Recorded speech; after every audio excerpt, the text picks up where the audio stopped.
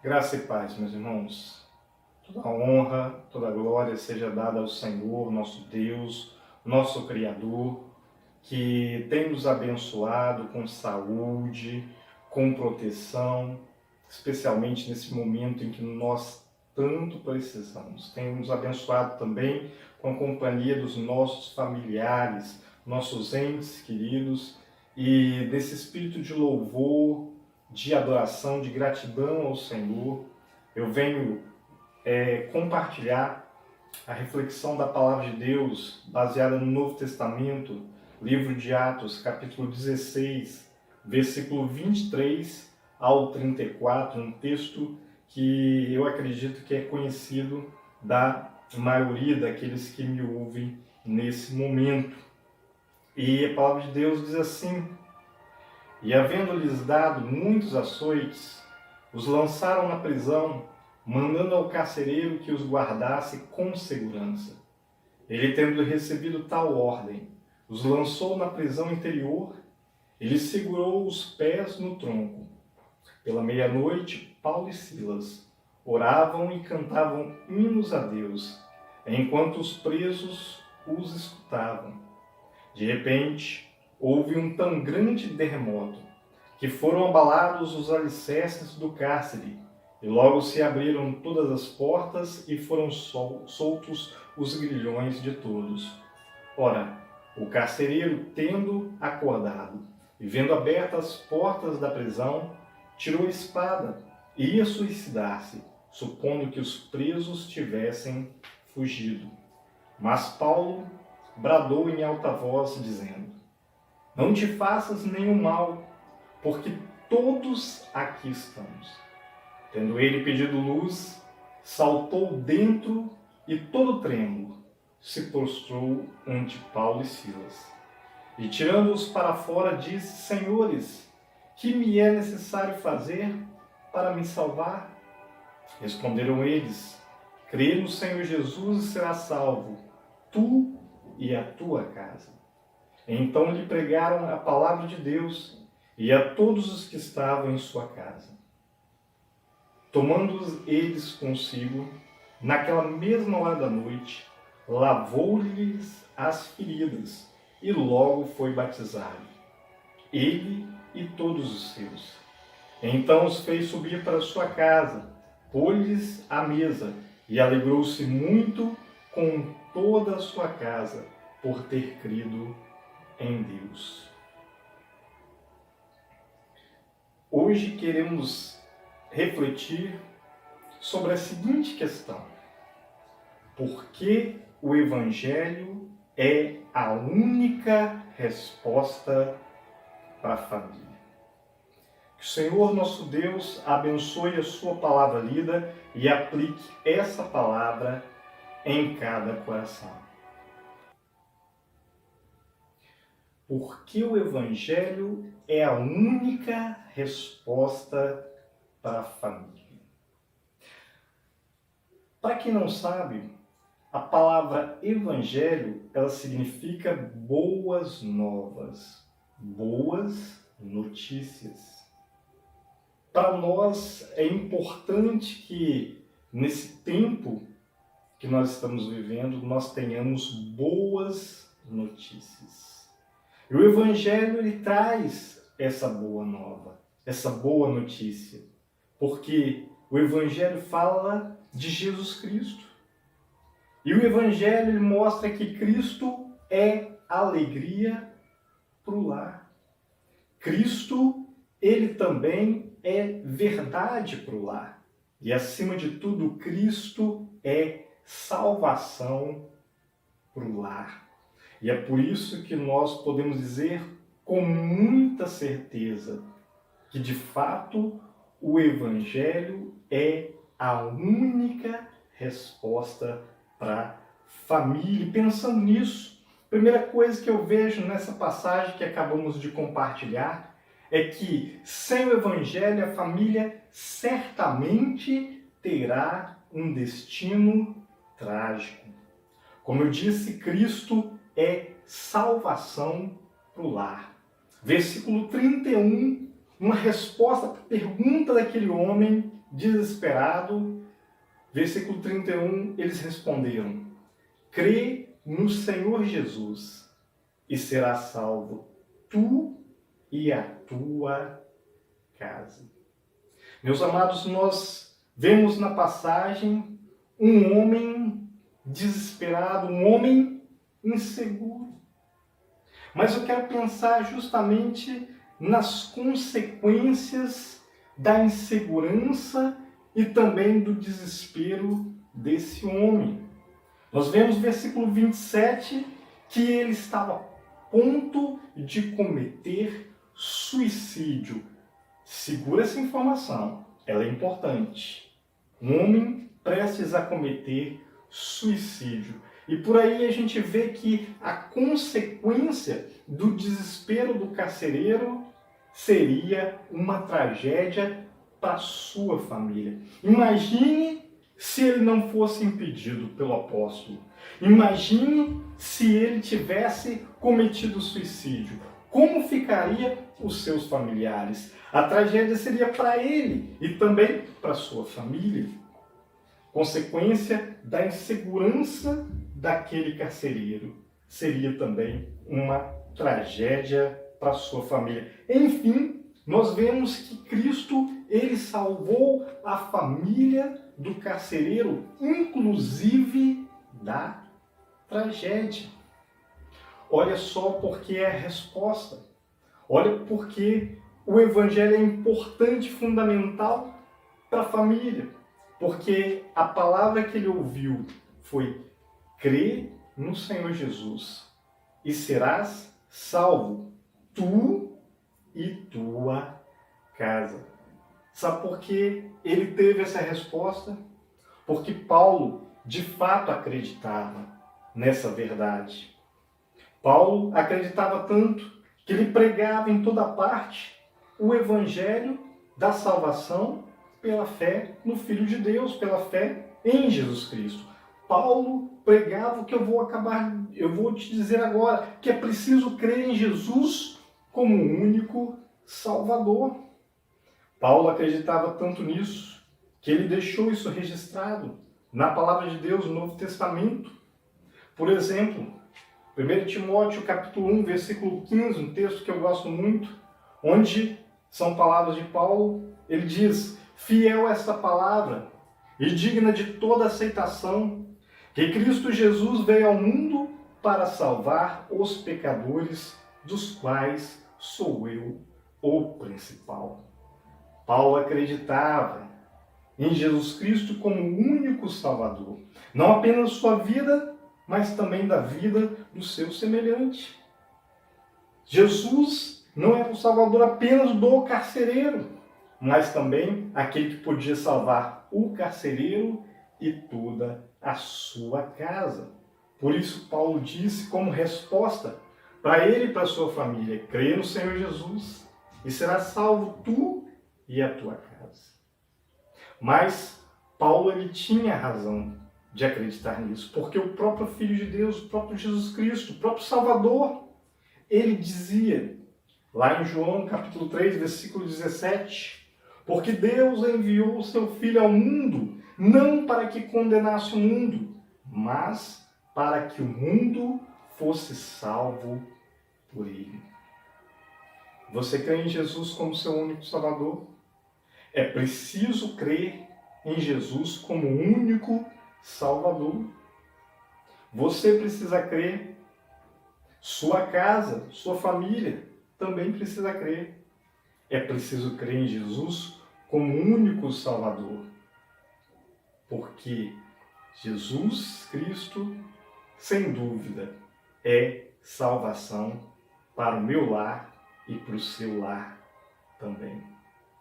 Além disso, meus queridos, eu quero dizer que, baseado nessa passagem, que sem o Evangelho, a família permanece na ignorância espiritual.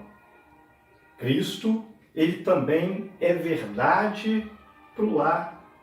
Versículo 32, depois de fazer aquela promessa, creia no Senhor Jesus, será salvo tu e tua casa. Versículo 32, Diz a palavra assim: então lhe pregaram a palavra de Deus e a todos os que estavam em sua casa.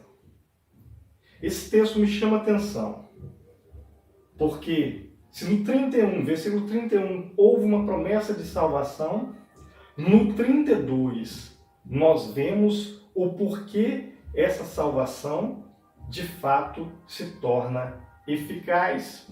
Porque aqueles que fizeram a promessa, eles foram então e pregaram a palavra de Deus para o carcereiro e também para a família do carcereiro. E eu percebo aqui que a palavra de Deus, ela fez toda a diferença na vida do carcereiro. Primeiro momento, aqui em toda essa passagem, isso me chama a atenção, é que Paulo e Silas, eles foram vítimas da crueldade daquele homem, da crueldade do carcereiro. Isso, versículo 24. Diz assim: tendo recebido tal ordem, a ordem de guardar em segurança aqueles homens, Paulo e Silas, tendo recebido tal ordem, os lançou na prisão interior e lhes segurou os pés no tronco. Meus amados, eu entendo que nos dias do Evangelho, nos dias que foi escrita essa história, era assim que funcionava no cárcere. É assim que funcionava nas prisões. As pessoas, de fato, eram guardadas, trancafiadas com toda essa crueldade. Para nós, nos dias atuais, é difícil pensar que era assim, mas no contexto é assim. Só que isso não justifica a crueldade. Então, por isso eu digo que Paulo e Silas, no primeiro momento, eles foram vítimas da crueldade daquele homem. Mas nós vemos que ao longo da passagem, o mesmo Paulo e o mesmo Silas foram testemunhas da bondade do carcereiro. E isso depois dele conhecer a palavra de Deus. O versículo 33 diz que depois, naquela mesma hora da noite, lavou-lhes as feridas e logo foi batizado. As feridas que foram lavadas, algumas delas, o próprio carcereiro era responsável por elas. Mas você percebe a mudança, você percebe a diferença. É isso que a palavra de Deus faz. Ela faz toda a diferença na vida daquele que crê. Ele conheceu a palavra da salvação. E é preciso conhecer essa palavra, a palavra da verdade, a palavra da salvação. Tiago, capítulo 1, versículo número 21 e o 22. Olha só o que diz o Novo Testamento. Pelo que despojando-vos de toda sorte de imundícia e de todo vestígio do mal, recebei com mansidão a palavra em vós implantada, a qual é poderosa para salvar as vossas almas. E sede cumpridores da palavra, e não somente ouvintes, enganando-vos a vós mesmos. É preciso conhecer a palavra da salvação. Você conhece essa palavra? A sua casa, a sua família conhece a palavra? É preciso conhecer a palavra da salvação. E finalmente, meus queridos, eu vejo que sem o Evangelho, a família se conforma ao sofrimento. Cristo Ele sim é salvação para o lar. Sim, ele é verdade para o lar. Mas Cristo também é alegria para o lar. Versículo 34, que fecha essa passagem, ele me encanta porque ele diz: então os fez subir para sua casa, pôs-lhes a mesa e alegrou-se muito com toda a sua casa por ter crido em Deus. Eu vejo aqui pessoas transbordando de alegria.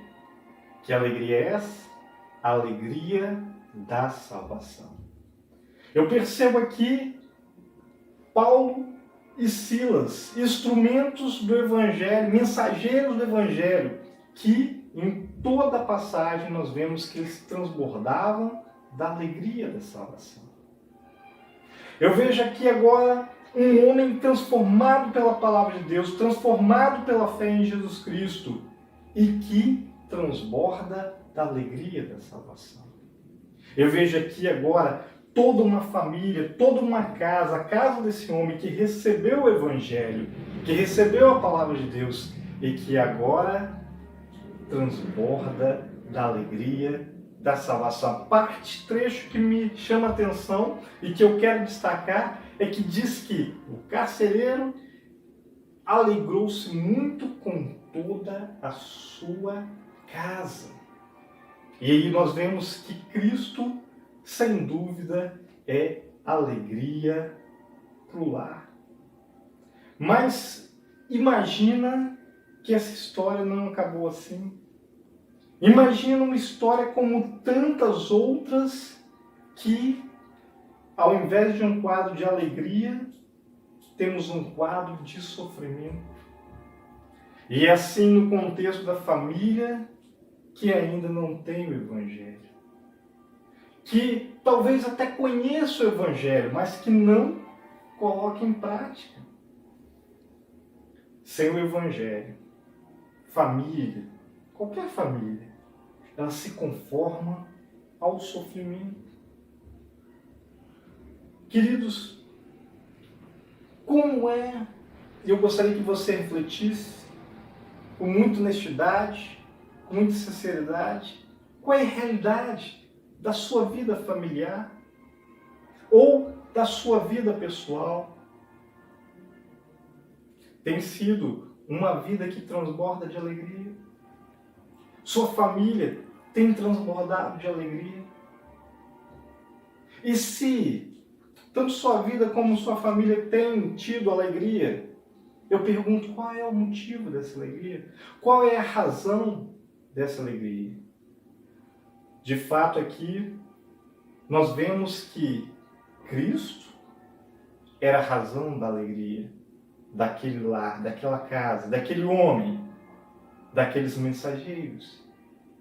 Cristo é o motivo da alegria. A alegria da salvação, uma alegria que não tem fim. Uma alegria que Cristo veio trazer para a minha vida, para a minha casa, e quer trazer para a sua vida e para a sua casa também. A alegria da salvação. É preciso experimentar a alegria da salvação. Paulo escreveu em Romanos, capítulo 14, versículo 17, porque o reino de Deus não consiste no comer e no beber, mas na justiça, na paz e na alegria no Espírito Santo. Essa é a alegria da sua vida, essa é a alegria na sua casa. É preciso experimentar a alegria da salvação. No Salmo 126, o salmista, ele declara no 3º versículo: grandes coisas fez o Senhor por nós, por isso estamos alegres. Meu desejo sincero, e essa reflexão eu compartilho contigo nessa hora, porque eu gostaria que essa fosse as suas palavras. Grandes coisas fez o Senhor por nós, por você e por sua casa, Por isso estamos alegres. Porque eu quero que você experimente na sua vida, na sua realidade, na sua casa, a alegria da salvação. Porque é preciso experimentar a alegria da salvação. É preciso conhecer a palavra da salvação. E também é preciso crer em Jesus como o único Salvador. Que Deus abençoe sua vida, que Deus abençoe a sua casa, a sua família, com muita saúde, com muita paz, e que venha derramar a sua graça e as suas melhores bênçãos sobre você e a sua casa. Em nome de Jesus. Amém.